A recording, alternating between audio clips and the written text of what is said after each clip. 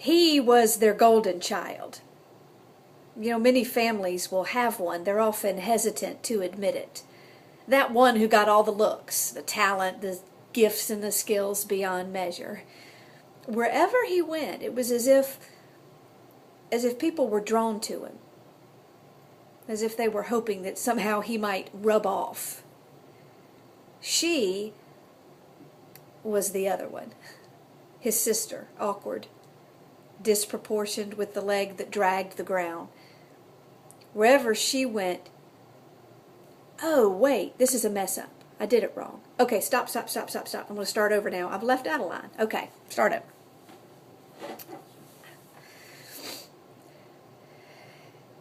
He was their golden child. Many families have one. They're often just hesitant to admit it.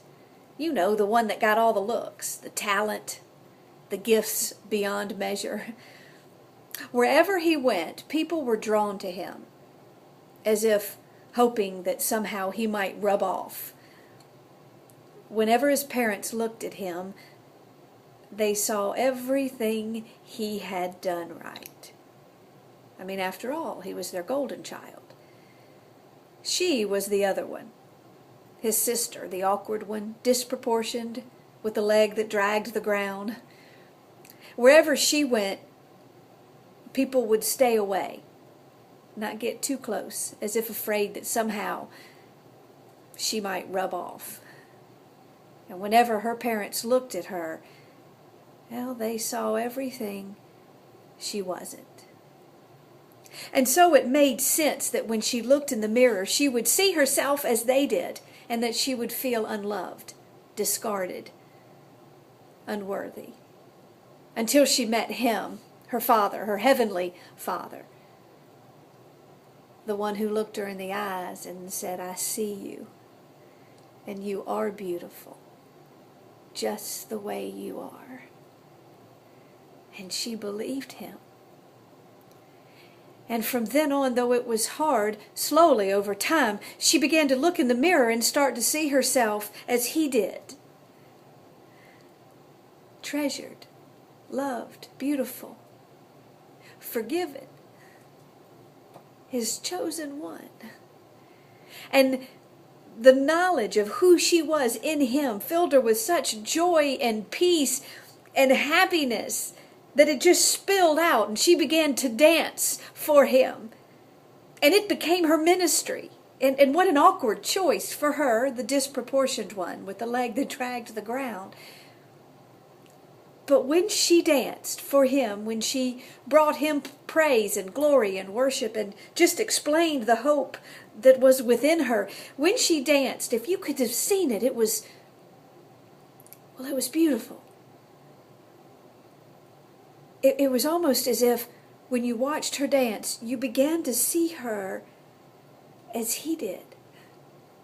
And in so doing, you would see yourself. And it was almost, well, you felt like it was almost as if you were watching the very hands and feet of God. Those who knew her couldn't understand why he would take her so quickly and so soon. And those who knew her couldn't understand why not even once did her family ever come to see her dance. This family who sat there on the front row of this funeral, awkward, uncomfortable, as if even this were too much to do for the other one. Those who knew her couldn't let this last opportunity pass without one more time watching her dance. And though the film was grainy and the picture low quality, oh, those who knew her got one last opportunity to watch her dance across that stage on that big screen, and it was beautiful. And those who knew her couldn't understand how even in this moment her parents missed it. Those who knew her smiled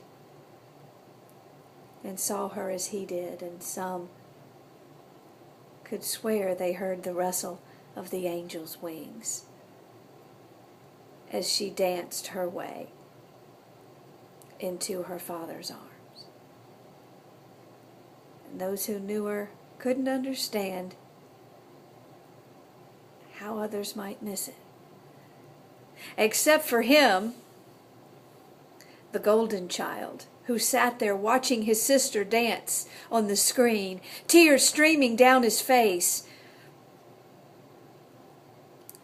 as he began to see her as God did, and in so doing saw himself and realized all along that she, in fact, had been the golden child, and he, in fact, had been the other one. Hi, I'm Kelly Swanson. It's nice to meet you. Usually people see me on a stage, surrounded by people, but it seemed more fitting that I send you this message today from a quiet hotel room with nobody in it but me. Because often that's what it comes down to, is us sitting there in our loneliness, looking in the mirror, seeing ourselves sometimes as the world does, and feeling like we've come up short, feeling unloved, not feeling treasured, feeling discarded. And so if this is you, if you're sitting there in the quiet moment of your life and you're looking into the mirror and you don't love who you see, then I would humbly suggest that you're still seeing yourself as the world does. And you weren't created to please the world. I would humbly remind you that you have a Father who loves you very much, who sees you and says to you, you matter. You have a divine purpose here. If you're still here, you're not done yet. And please, when you look in that mirror, don't see yourself as you think your neighbor does, but see yourself as you know your God does. Loved, treasured, beautiful, forgiven, free. One of His chosen ones. And it'll be hard. You're going to fight the temptation to go back tomorrow and look in that mirror all over again and compare and judge and hold yourself up to the world's standards. But you weren't made to please the world. You were made for Him. And He finds you beautiful. Keep your eyes on Him. Look full in His wonderful face, and the things of this world will grow strangely dim in the light of His glory and grace. Good night.